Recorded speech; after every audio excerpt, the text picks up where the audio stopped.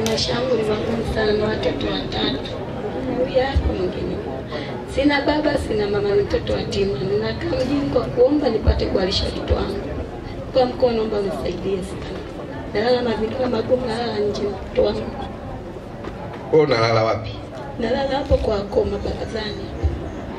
Umetokea wapi? Nimetokea Mtwara, mimi Makonde. Wewe Makonde ujidaji? Ndio da. Wewe Makonde kweli wewe? Ni Makonde ulije. Kwenu kwachi? Ni Kwali.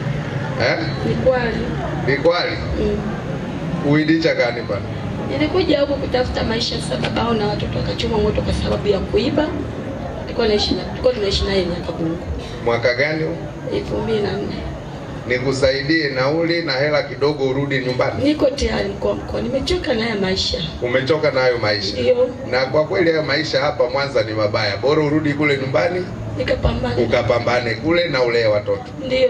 Kupata habari za uhakika na matukio kutoka kote ulimwenguni, tafadhali subscribe na ubofye alama ya kengele. Prime Media, we deliver on your fingertips.